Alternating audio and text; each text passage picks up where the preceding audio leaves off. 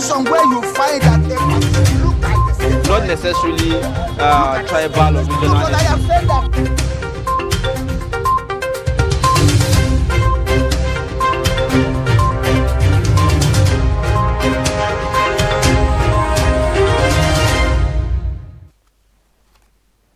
All right, let's begin with the Daily Trust newspaper this morning.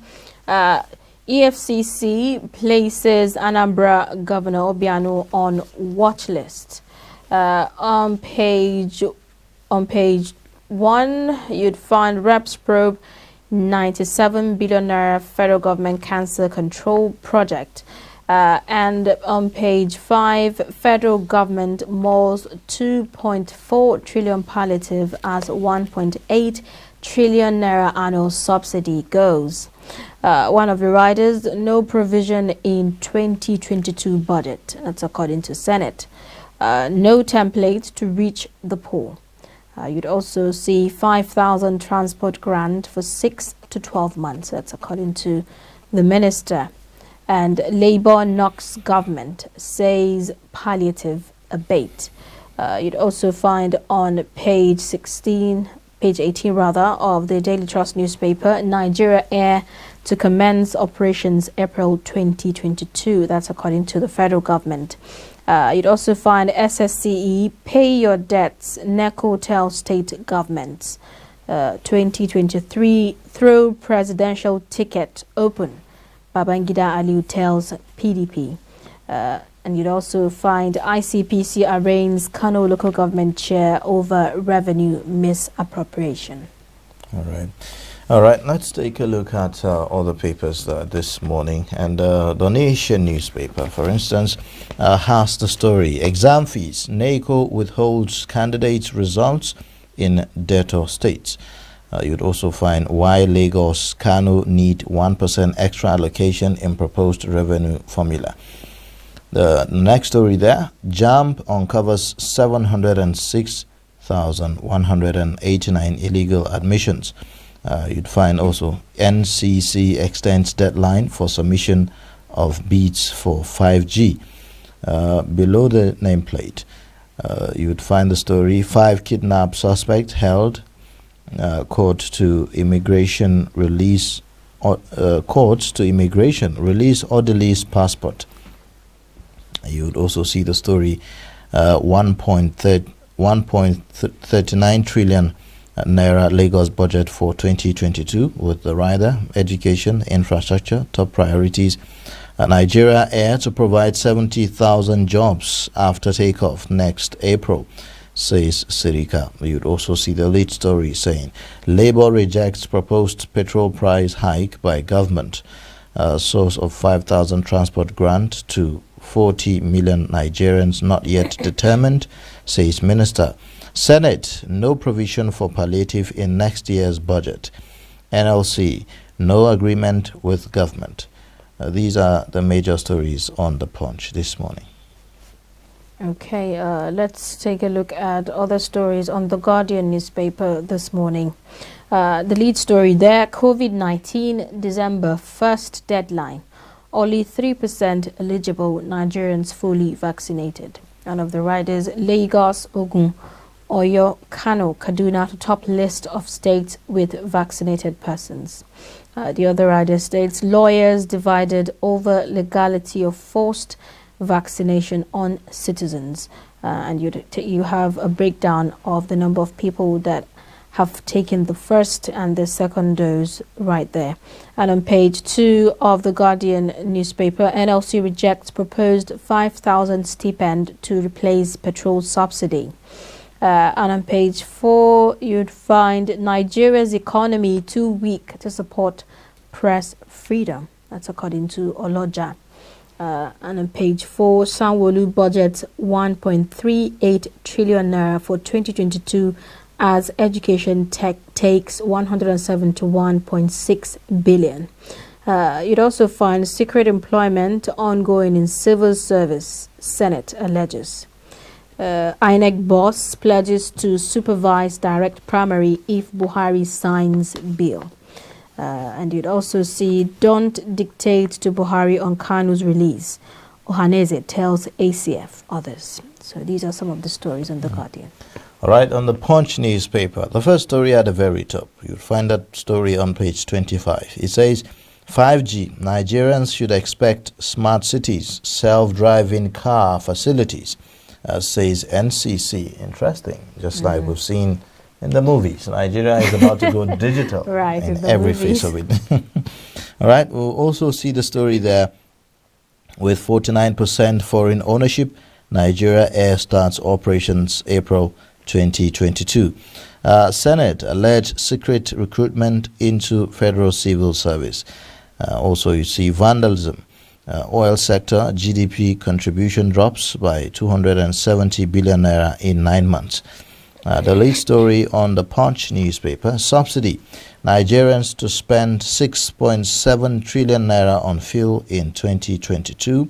NLC Senate fault 5,000 naira palliative.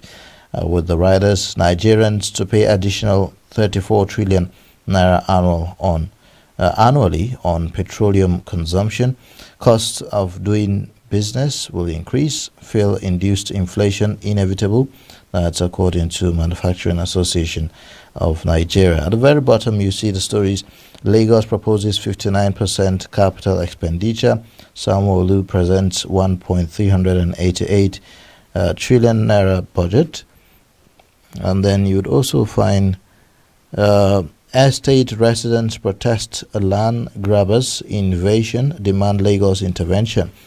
And also the last story at the bottom there says, stop Obiano from leaving Nigeria after tenure, EFCC tells immigration. So here we are. These are the major stories on the Punch newspaper. Now let's get perspectives on these stories. We have in the studio Sunday Micheal, like we told you, Deputy Business Editor, Daily Trust newspaper, to get perspectives on the stories.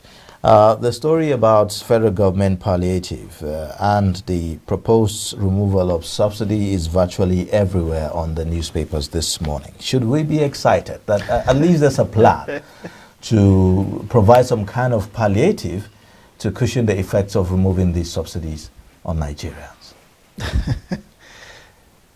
Excited. I don't know who got any kind of palliative in this country to be excited about the announcement of another one. Palliatives in Nigeria is synonymous to fraud, to put it straightforward. And to think that we are saying that we are already spending too much on something that is shredded in mystery, if you like, that is costing us so much.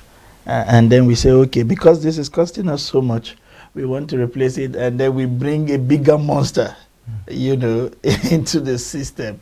It's inconceivable how people in government sit down and come up with this kind of idea. It beats everyone's imagination, that we are proposing as a country to put out 2.4 trillion unbudgeted on account. And if you break down our budget parameters, our debt service, which is how much we use to service debt in the current budget, is not far from this figure. So why would you throw this away if we can reduce the debt burden of the country? What about sectorial allocation? There is no single sector in the 2022 budget that is going to get as much as 2.4 trillion. Not education, not agric, not health, not even the comatose power situation in the country. So why do we want to,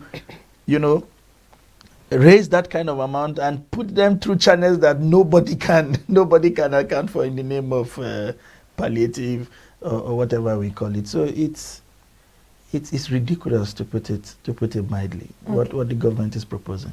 In regards to this story, experts are saying Nigeria don't even have a credible social register. So how do they even plan to reach the poor? That is the most appalling part of all of this. What if, before you even get to the register, what is even our metrics for determining who is poor? And then you move on to the issue of register. Where is the register? The last time we had issues around palliatives, and people demanded for those registers. They kept saying the registers exist, but because of the dignity of the people on the registers, they would not disclose them. So at what point do we begin to talk about accountability about this register? Who generated them? How? And where? You know, and what is the sharing formula of this register? So we have 36 states plus Abuja. How did you determine the number of those poor and from where? You know, so these are all questions the government have not answered, and to think that you want to sink. We've been giving out 500 billion annually in the last 3 or 4 years to that so-called number of poor people nobody knows anything about, and we want to sink another 2.4 trillion. By the time this government rounds up at the rate they are going, we would have sinked around 4 trillion naira to a faceless group. And the government is comfortable providing these kind of explanations to a citizen. I'm sure they are very sure we will just take these things hook, line, and sinker, and nobody will react. It's painful. Now, from the explanation of the minister, that some of the details, or the methods of going about this is not even yet ready. They are still working on coming up with modalities on how to, share this money. And we have just barely few months away from the removal of the subsidy, which is the target is April next year. And so, is this feasible? Is this realistic? Amazing, right? The minister is saying April.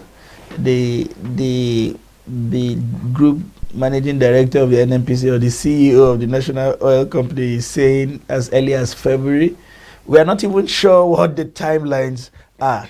And because all of these speculations are now in the public domain, we are seeing filling stations refusing to sell fuel, deliberately shutting people out in anticipation that they will wake up one morning and these announcements will come to play.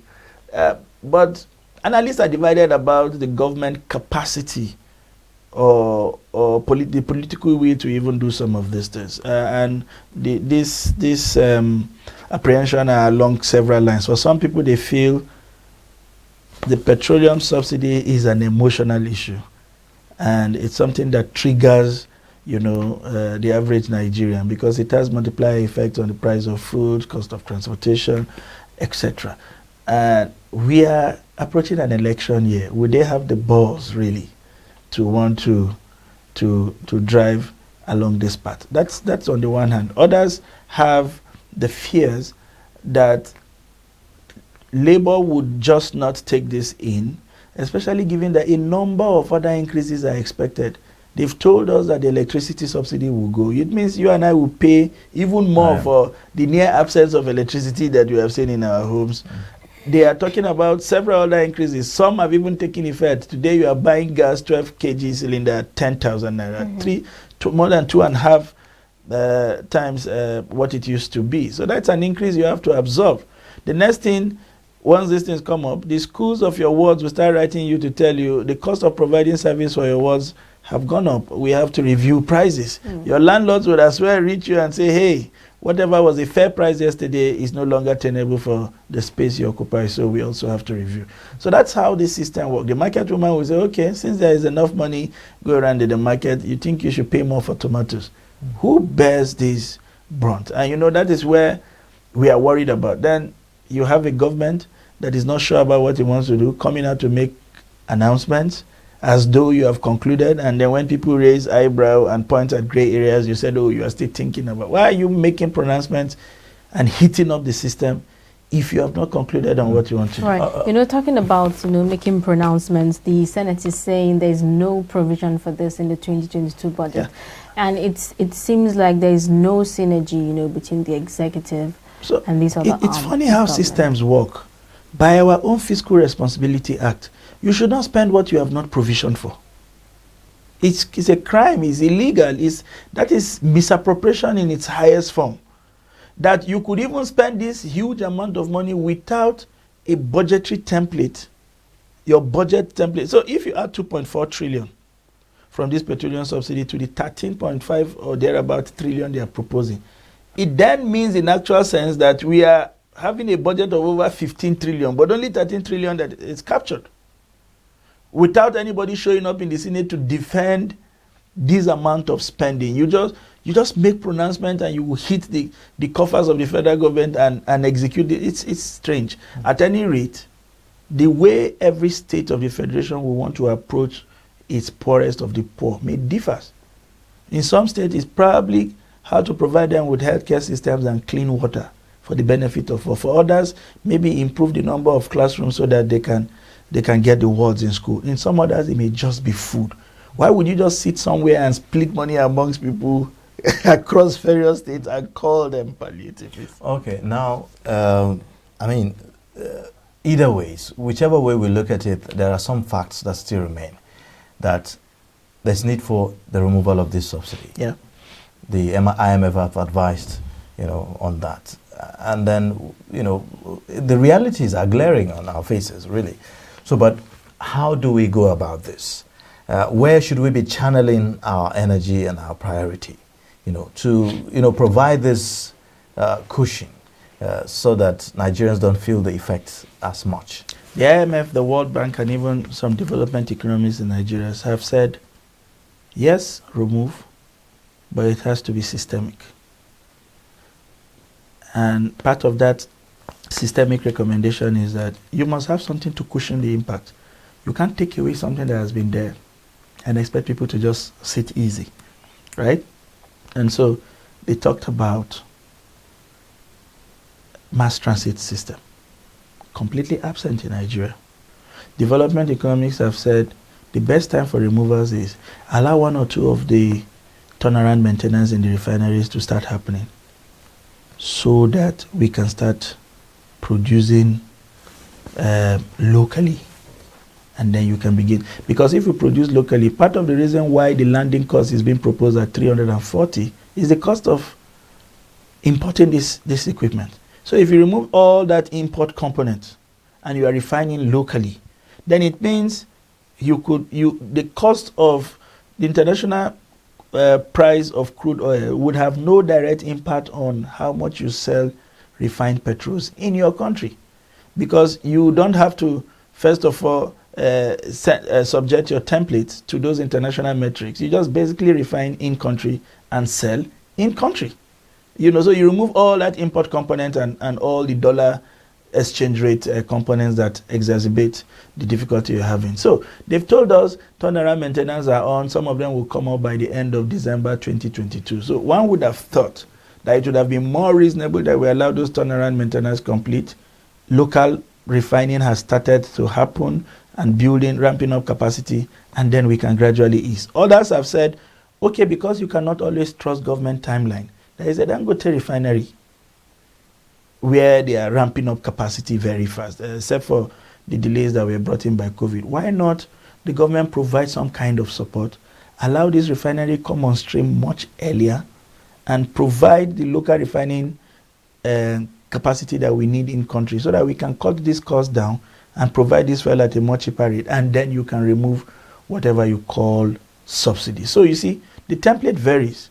There is none that the government has met, not its own turnaround maintenance, not the support that is needed to the Dangote refinery, not the mass transit system that is supposed to replace and cushion the cost of transportation, and we are in a hurry to just pull this money out in one form and then sink it into something else that also is shredded in a lot of controversy. Okay, all right. Now, quickly, let's get perspectives also on this other story about Nigerian Air, to commence operations in April 2022. Very interesting.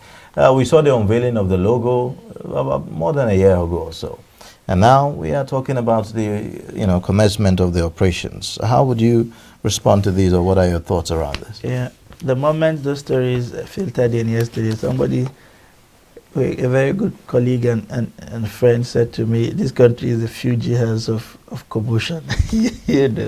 And we all laughed about it, but seriously, that is what it is. Launching a new airline in the twilight of the life of this administration, it's amazing. And to think that you are coming out to make pronouncement, and in that pronouncement you are not telling us whether you have signed any kind of agreement. We don't know who these private sector players are. You probably are going to start shopping for them now. Placements have not been made for this aircraft, whether it's, even if you need to do a wet lease or a dry lease, which is basically just going and renting airlines that are already in the shelves. Some kind of agreement will precede it, some kind of inspections happen. When you bring them in country, there are procedures before any metal is allowed to start jumping from one end to the other. Mm-hmm. All of these things take anywhere around 6 months to 1 year. And then you sit at the end of November and you say by April. Now, we are not even clear with the announcement. So when you say it to be launched, would it just merely mean announcing Air Nigeria in April next year, or that will be when the planes would have been ready to start flying? So perhaps when we engage Hadi Sirika more from the journalistic perspective, we may be able to get an idea of what they are planning that we probably don't know, but what the experts are saying that this time is too short, it appears rather not visible. Okay. Now, the minister revealed that Nigeria Air, when operational, will provide over 70,000 jobs. Well, some experts are saying, what kind of jobs would they be doing really? I am the thoughts of those the guess of those experts is as good as mine. I am just thinking around the airport and saying 70,000. Where would anybody be doing anything? I don't understand what quality of jobs he's talking about. I don't understand what kind of job he's talking about. Probably he has to break it down when we meet with him. But, well, it's exciting. Anything that will bring in extra job into this economy is exciting, because jobs have multiplier effect. If a man is gainfully employed, then he can provide for his family, then his children can get good schools, then he can meet his financial needs, and the services he procures, those people who sell services to him can also then meet their needs. So jobs are interesting, but we want to see the how. We want to see the what. Are they gainful employment? Let it not be anything like what the state governments do. They pack people, give them 5,000 naira to sweep the street, and they say, oh no, we have employed 100,000 people. So until we see the details, I think there is a cautious optimism around everything that they seem to have talked about. All right then. Well, I think we would end the review at this point. Quite Very a lot of stories to look at, but but because of our time, we have to end it here. Thank you so much for joining this morning. It's my pleasure as always.